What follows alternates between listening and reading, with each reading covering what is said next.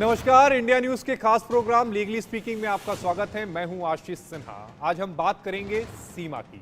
जी हां, भारत पाक सीमा की, उस सीमा की जो पाकिस्तान की सीमा को लांघकर दिल्ली के पड़ोस में आ बसी। सीमा का पूरा नाम सीमा हैदर है। कहानी यह है कि ग्रेटर नोएडा के रहने वाले सचिन मीणा से उसकी पहली मुलाकात ऑनलाइन गेमिंग प्लेटफॉर्म पर होती है। मुलाकात दोस्ती में और दोस्ती प्यार में तब्दील हो जाती है। एक दिन सीमा अपने बच्चों के साथ कराची से एनसीआर पहुंच जाती है और अब ग्रेटर नोएडा के रबुपुरा गांव में सचिन के साथ पति पत्नी की तरह रह रही है। 4 लाइनों की इस कहानी में कई सवाल हैं जो भारत की सुरक्षा और संवैधानिक प्रावधानों को चुनौती देते हैं। यह कहानी नागरिक संशोधित अधिनियम और भारतीय पासपोर्ट संशोधित अधिनियम 2015 को भी चुनौती देते हैं।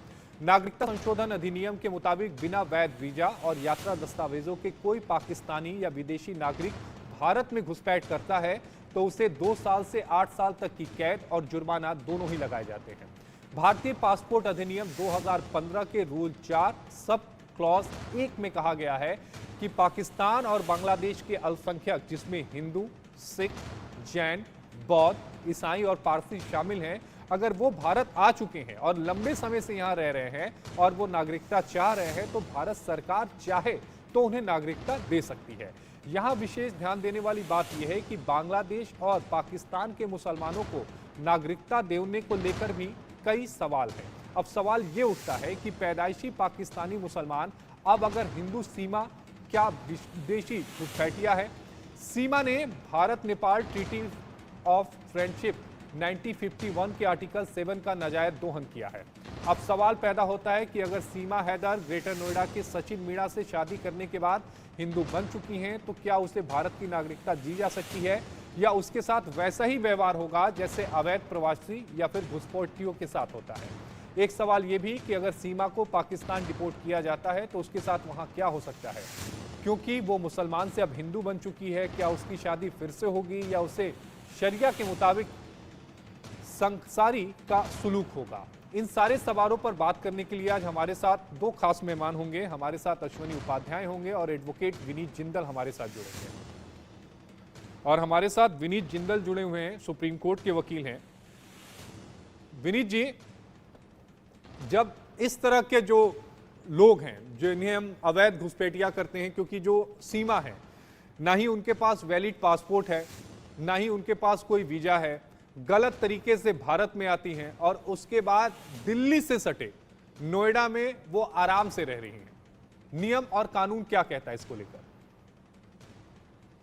देखिए आशीष भाई, ये जैसा आपने शुरू में ही प्रोग्राम के बताया कि इंडियन फॉरेन एक्ट और foreigner act, Indian passport act और एनआरसी, तीनों जो कानून है वो कानून ये कहते हैं कि कोई भी व्यक्ति जो भारत का सिटीजन नहीं है, अगर वो बिना किसी वैलिड पासपोर्ट के या बिना किसी वैलिड वीजा के अगर कोई भारत में आता है तो उसके ऊपर किस प्रकार की कानूनी कार्रवाई की जाएगी। 2 साल से 8 साल तक की सजा का प्रावधान है। लेकिन हमें जो अभी जिस इशू के ऊपर हम लोग बात कर रहे हैं, जो सीमा का इशू है, वो थोड़ा सा कॉम्प्लिकेटेड हो गया, क्योंकि सीमा ने आने के बाद यहाँ पे एक व्यक्ति से जो है वो शादी कर ली है, वो हिंदू कन्वर्ट हो गई। तो उस चीज को लेकर बहुत सारे सवाल और एक ऐसा कॉम्प्लिकेटेड लीगल इशू भी आ गया है। क्या सीमा के साथ, जो जैसा आपने पूछा कि क्या सीमा के साथ जो एक्ट या जो सेक्शन जिनका उल्लंघन हुआ है उसी सेक्शन और एक्ट के अंदर उनके ऊपर कार्रवाई होनी चाहिए, या उनको जो भारत नागरिकता अधिनियम जिसके अनुसार उनको वो कोशिश कर रही है कि मुझे यहाँ की नागरिकता मिल जाए, वो मिल जानी चाहिए। तो मेरा इसके ऊपर पॉइंट ये है कि अगर कोई व्यक्ति किसी देश में आता है, वहां आने के बाद वो वहां पे हिंदू धर्म को, जैसे सीमा ने अपना कन्वर्ट कर लिया, शादी कर ली, और अब वो ये बता रही है कि मुझे, अगर मैं पाकिस्तान जाती हूँ तो मुझे वहां जान का खतरा है और जान से मारने तक की धमकियां जो है वो ये अलर्ज कर रही हैं कि मुझे मिल रही हैं। तो इस तरह की चीजें आने के बाद कहीं ना कहीं भारत सरकार को, मुझे लगता है कि ये सोचना पड़ेगा कि अगर सीमा, क्योंकि मानव अधिकार की भी बात यहाँ पे कहीं ना कहीं आ जाएगी, कि क्या सीमा को वहां भेजना उसकी जान के लिए खतरा तो नहीं है, सबसे पहली बात। दूसरी बात यह है कि जो कार्रवाई जिस हिसाब से होनी चाहिए, चाहे वो सीमा का पति हो या सीमा खुद हो, उनके ऊपर मुझे लगता है कि जो एक्ट है, इंडियन फॉरेन एक्ट हो या एनआरसी हो, इनके अंतर्गत उनको कोई किसी तरह की छूट नहीं मिल रही है, अगर हम एक्ट्स की बात करें, जी तो मुझे लगता है कि कार्रवाई होनी चाहिए, क्योंकि बहुत सारी और चीजें हैं जो सामने आई हैं, जिसमें ये कहा गया है कि भाई वो उनका भाई जो है वो वहाँ पाकिस्तानी सेना में कार्यरत है, और एक बहुत बड़ी शंका जताई जा रही है। पुलिस इस पूरे मामले की इन्वेस्टिगेशन भी कर रही है। हमारे साथ अश्वनी उपाध्याय भी जुड़े हुए हैं। अश्वनी जी, आपने रोहिंग्या मुसलमानों को लेकर सुप्रीम कोर्ट में एक लंबी लड़ाई लड़ी है, या यूं कहें कि लड़ाई अभी भी आप लड़ रहे हैं, जो अवैध तरीके से भारत पे आते हैं। सीमा के भी मामले को देखा जाए तो वो भी अवैध तरीके से ही हमारे मुल्क में आई है, कोई वैध उसके पास वीजा नहीं है। ऐसे मामलों में जो कानूनी प्रावधान है वो क्या है, और ऐसे मामलों में क्या कुछ हो सकता है भविष्य में? देखिए, पहली बात तो सीमा का मामला पूरी तरीके से जो आई है वो अवैध है, इल्लीगल है। लेकिन जिस तरीके से आई है वो और ज्यादा कुछ गंभीर सवाल खड़ा करता है। एक लेडी पाकिस्तान से अगर उसको इतना प्यार था तो उसका प्रेमी बाकायदा प्रॉपरली यहाँ पे उसके वीजा के लिए अप्लाई करा सकता था, उसको वीजा के लिए वहां भेज देता, वो वीजा उसको मिल जाता और सीधे वो यहाँ आ जाती, यहाँ आती, अपना कन्वर्ट हो जाती, या बिना कन्वर्ट ही उसको साथ में शादी कर लेती। हिंदू धर्म में तो ये भी जरूरी नहीं है कि आप कन्वर्ट करो, आप 7 फेरे ले लो, आपको उसके लिए बाद कुछ और करने की जरूरत ही नहीं है, आप 7 फेरे लो, आप हिंदू हो गए। लेकिन जिस तरीके से लोग बता रहे हैं, मुझे कंफर्म नहीं है, लेकिन लोग बता रहे हैं कि पहले वो कराची से दुबई गई है, दुबई से नेपाल गई है, नेपाल से यहाँ आई, तो ये बहुत बड़ा एक नेशनल सिक्योरिटी का इश्यू है। इसलिए मेरा ये मानना है कि सबसे पहले सीमा हैदर से पूछताछ, जबानी पूछताछ करने की बजाय उसका पॉलीग्राफ टेस्ट करना चाहिए जी, उसका नार्को टेस्ट करना चाहिए। दूध का दूध, पानी का पानी हो जाएगा। दुर्भाग्यवश 10 दिन से चर्चा हो रही है और शायद अभी तक पुलिस ने उसका नार्को टेस्ट और पॉलीग्राफ टेस्ट के लिए शायद कोर्ट में अप्लाई भी नहीं किया, उसको बेल भी मिल गई। बड़ी सीधी सी बात है, इसका पूरा का पूरा 24 घंटे के अंदर क्लियर हो जाएगा कि वो किसी मिशन पे आई है या वास्तव में प्यार के कारण आई है।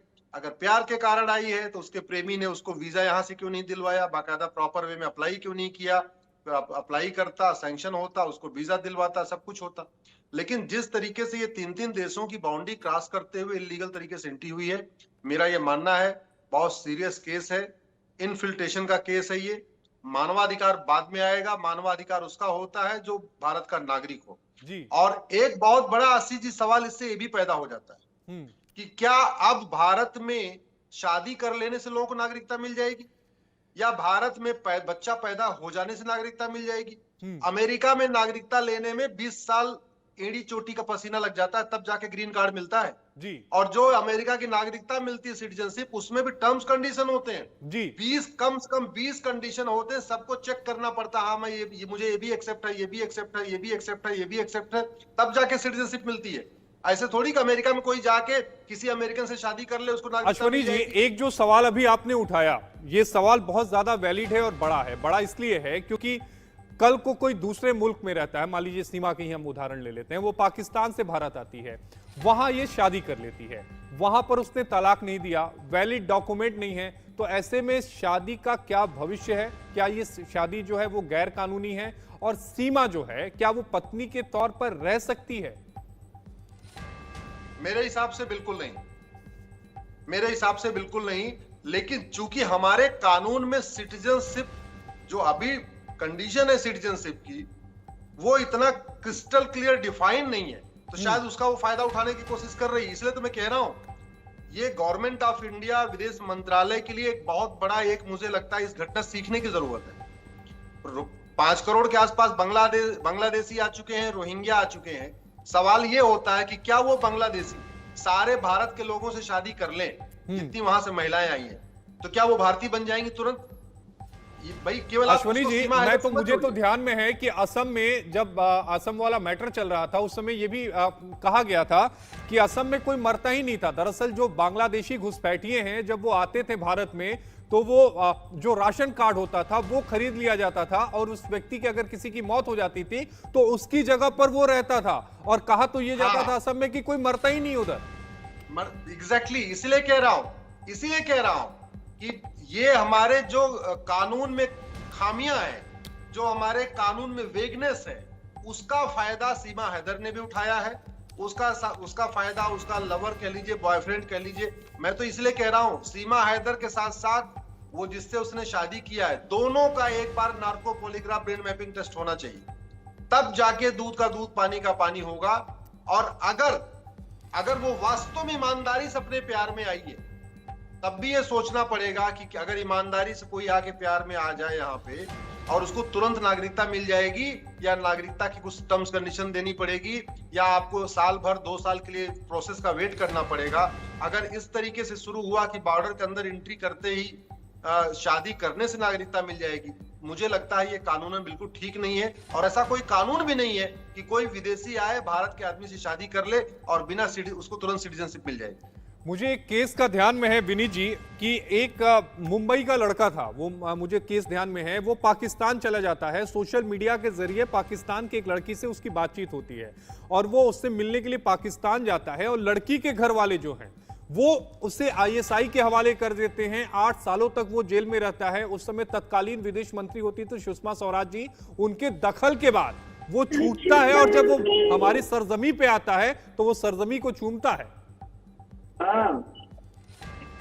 बिल्कुल आशीष भाई, देखिए ये जैसे अश्विनी भाई ने बोला, ये बहुत बड़ा इशू है। आपने बिल्कुल सही बताया कि वहां पे एक हिंदुस्तानी चला गया और उसको सबसे पहले वहां के लोगों ने ये किया कि उसको पाकिस्तान आईएसआई के हाथ दे दिया गया और कितने एफर्ट्स के बाद उसको वापस हिंदुस्तान लाया गया यहाँ।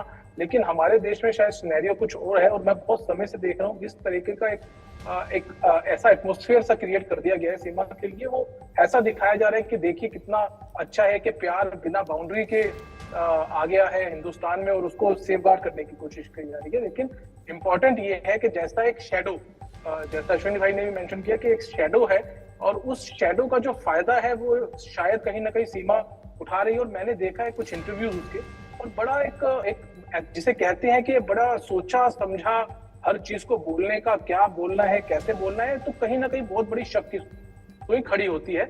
और सबसे इंपॉर्टेंट इशू ये है कि क्या जो कानून बनाए गए हमारे देश में कोई इलीगल आदमी इलीगल तरीके से ना आए, वीजा पासपोर्ट को लेकर, चाहे यहाँ की नागरिकता को लेकर, तो अगर इस तरह से हम लोगों को प्रोटेक्ट करते रहे तो कहीं ना कहीं उन सबको कानून को बनाने का जो पूरा स्ट्रक्चर था, जो पूरा पर्पस था, वो डिफीट होता है। तो मुझे लगता है कि ऐसा मैसेज जो सीमा के मामले में दिया जा रहा है, चाहे वो मीडिया हो चाहे वो कानून हो, वो दिया जा रहा है वो गलत है। और जो कार्रवाई किसी इलीगल इमिग्रेंट के ऊपर होनी चाहिए वही सीमा के ऊपर होनी चाहिए, और उसका जो परिवार जो हिंदुस्तान में जिस परिवार के साथ वो रह रही है, उनको भी उसको प्रोटेक्ट करने के लिए, उसको अपने साथ बिना इंफॉर्मेशन के इतने लंबे समय तक रखने के लिए भी कानूनी कार्रवाई की जानी चाहिए, जिससे लोगों को ये समझ आए कि अगर कोई इलीगल एक स्ट्रॉन्ग मैसेज देने की जरूरत है। अश्विनी भाई, आप मानवाधिकार का जिक्र कर रहे थे, मैं अमेरिका का यहाँ पर आपने उदाहरण दिया, मैं भी अमेरिका का उदाहरण देता हूँ। अमेरिका अपने देश से सटे हुए जो देश हैं वहां पर वो बाउंड्री खड़ी कर रहा है। अगर देश में कोई आ भी जाता है अमेरिका में, चाहे समुद्र के रास्ते से या फिर दूसरे तरीके से, तो वहां उसे डिटेंशन सेंटर में रखा जाता है। ऐसा नहीं है कि आप दूसरे नागरिकों के साथ घुल मिलकर आप वहां पर काम करना शुरू कर जाते हो। लेकिन भारत की स्थिति देखें तो यहां पर सीमा आकर घर में रह रही हैं और बाकायदा जिस तरह से कोई इंडियन सिटीजन रहता है उसी तरह के सारे लाभ उन्हें मिल रहे हैं। क्या कानून में वो जो ग्रे एरिया है उसका फायदा उठाया गया है इस मामले में? बिल्कुल उसका फायदा उठाया गया। जो 1946 का फॉरेनर एक्ट है, आशीष जी, महाघटिया कानून है। मैं तो कितनी बार कह चुका, ये जो फॉरेनर एक्ट है इसको रद्दी की टोकरी में फेंकिए, एक प्रिवेंशन ऑफ इनफिल्ट्रेशन एक्ट बनाइए, घुसपैठ नियंत्रण कठोर कानून बनाइए, तब जाके घुसपैठ होगी वो। और पासपोर्ट एक्ट में भी यही, पासपोर्ट एक्ट के वायलेशन को हमने सीरियस ऑफेंस नहीं डिक्लेयर किया। भाई पासपोर्ट का मतलब क्या होता है? जो आदमी विदेश आएगा जाएगा। अब विदेश आने जाने वाला अपनी शर्तें तोड़ रहा है, अंदर जो चला आ रहा है उन शर्तों को तोड़ के, अगर वो सीरियस ऑफेंस नहीं हम करेंगे तो वो सामान्य ऑफेंस अगर हमने उसको बना रखा है तो फायदा क्या हुआ? तीसरा, चूंकि उसमें क्लॉजेस क्रिस्टल क्लियर डिफाइंड नहीं है तो जज उसका अपने अपने हिसाब से इंटरप्रिटेशन कर रहे हैं। अगर कोई दिग्गज वकील आ गया तो उसका अलग इंटरप्रिटेशन कर देगा, कोई नौसिखिया वकील आया तो अलग इंटरप्रिटेशन हो जाएगा। जज की भी बहुत मर्जी है। अगर जज मानवता जज के मर्जी मूड पे है, कोई चाहे उसको बेल दे, चाहे उसको जेल में डाल दे। तो इसलिए मैं कह रहा हूं कानून में बहुत ज्यादा वेगनेस है। पासपोर्ट एक्ट को रिव्यू करने की जरूरत है, 1946 के फॉरेनर एक्ट को रद्दी की टोकरी में फेंकने की जरूरत है, उसकी जगह एक नया घुसपैठ नियंत्रण कानून बनाने की जरूरत है, या विदेशी लोग जो आ रहे हैं उनके एक नया फॉरेनर एक्ट बनाने की जरूरत है, तब जाके ये रुकेगा। नहीं तो, और दूसरा आशीष जी, एक सीमा तो चलो पकड़ में आ गई जी, ऐसे हजारों सीमा भारत में रह रही होंगी, उनका क्या होगा? हजारों ऐसे भी तो होंगी जो अच्छी तरीके से चुपचाप रह रही होंगी, उनका मामला मीडिया में नहीं आ रहा होगा। नहीं आ रहा ये तो मीडिया में आ गया तो उछल गया। लेकिन ये भी तो हो सकता है कि असम के बॉर्डर पे, बंगाल के बॉर्डर पे, गुजरात के बॉर्डर पे, जो हमारा डिस्ट्रिक्ट बॉर्डर के एरियाज में है, वहां पे कितनी घुसपैठ हो रही है। और उसका एक एग्जांपल आपको बताता हूँ। हमारे 300 तहसीलें भारत की जो बॉर्डर से कनेक्ट होती हैं, और आपको जान के मैं एक बहुत डेटा के हिसाब से बता रहा हूं, उन 300 तहसीलों की डेमोग्राफी बदल गई है। आप इधर से शुरू करिए, पीलीभीत से शुरू जाइए, श्रावस्ती जाइए, उसके बाद सोनौली वाले बॉर्डर पे जाइए, फिर बिहार का जो बॉर्डर वाला एरिया है, जो आपसे वहां सीमांचल वाला वहां चले जाइए, असम का धुबरी वाला एरिया चले जाइए, फिर आप बंगाल के मुर्शिदाबाद वाले एरिया में चले जाइए, गुजरात का कच्छ और भरूच वाला एरिया चले जाइए। बॉर्डर के हमारे जो तहसील हैं, 300 जिले जी, 300 तहसीलें, उनकी डेमोग्राफी बदल चुकी है। कहां से डेमोग्राफी बदल गई अगर विदेश से लोग आके वहां नहीं रह रहे हैं तो? अश्वनी भाई, आखिरी सवाल का जवाब मैं आपसे लूंगा, समय की थोड़ी कमी है। आपको नहीं लगता कि इस पूरे मामले में यूपी पुलिस का जो रवैया है बहुत ढीला है? इस मामले में स्ट्रांगली उनको अदालत में अपने आप को डिफेंड करना चाहिए, अदालत के फैसले को उनको ऊपरी अदालत में जिसमें जमानत दी गई है चैलेंज किया जाना चाहिए, इससे बाकायदा पूछताछ होनी चाहिए। जिस रूट से ये आई है, किसने इसकी मदद की? कहती है कि मैं 5वीं पढ़ी हुई हूँ, 20 लाख वहां पर अपनी जमीन को बेचती है, पहले दुबई जाती है, फिर नेपाल आती है। 5वीं पास आदमी इतना सब कुछ कैसे कर पाएगा? यही तो कह रहा हूं कि जो बात आशीष जी एक सामान्य व्यक्ति के दिमाग में आ रहा है, वो investigating agencies, police, IB, CBI, रा के मन में क्यों नहीं आ रही? मुझे समझ में नहीं आ रहा। और इसका समाधान मैं कह रहा हूं, अगर लड़की ये शातिर है जी, तो आप इसको महिला के नाते आप 3rd डिग्री दे नहीं सकते जी, फिर ह्यूमैनिटेरियन वाले फिर सामने आके खड़े हो जाएंगे। इसका एक ही तरीका है, सीमा हैदर और इसका हस्बैंड है, इन दोनों का नार्को पॉलीग्राफ ब्रेन मैपिंग एजेंसियों को तत्काल करना चाहिए। बेल मिली है, कैसे मिल गई मुझे नहीं पता, पैरवी में क्या कमजोरी रह गई है, स्वाभाविक सी बात है, कुछ कानून में खामियां हैं, कुछ पैरवी में खामी रह गई होगी। लेकिन अब टाइम आ गया, सीमा हैदर से सीख लेते हुए आगे का कम से कम रास्ता बदले, अपना पासपोर्ट एक्ट ठीक करें, वीजा सिस्टम को ठीक करें, फॉरेनर एक्ट को ठीक करें, और साथ में साथ ऐसे मामलों में narco polygraph brain mapping mandatory किया जाए, तभी ये बात आगे बनेगी। बिल्कुल अश्वनी जी, आप सही कह रहे हैं कि कानून को और मजबूत करने की जरूरत है। अश्वनी उपाध्याय वकील सुप्रीम कोर्ट के हमारे साथ जुड़े हुए थे, विनीत जिंदल साहब वकील सुप्रीम कोर्ट के हमारे साथ जुड़े हुए थे। दोनों ने विस्तार से अपनी बातों को रखा, कई बातों पर चर्चा की गई, लेकिन सबसे अहम यह है कि कानून को मजबूत करने की जरूरत है, चाहे पासपोर्ट एक्ट हो या दूसरे, क्योंकि अगर इस तरह से कोई अवैध घुसपैठिया जो है वो भारत में आता है तो उसके खिलाफ कड़ी कार्रवाई की जा सकती है। लीगली स्पीकिंग में आज के लिए इतना ही। अगले हफ्ते फिर आपके साथ मिलेंगे किसी नए टॉपिक के साथ। मुझे दीजिए इजाजत, नमस्कार।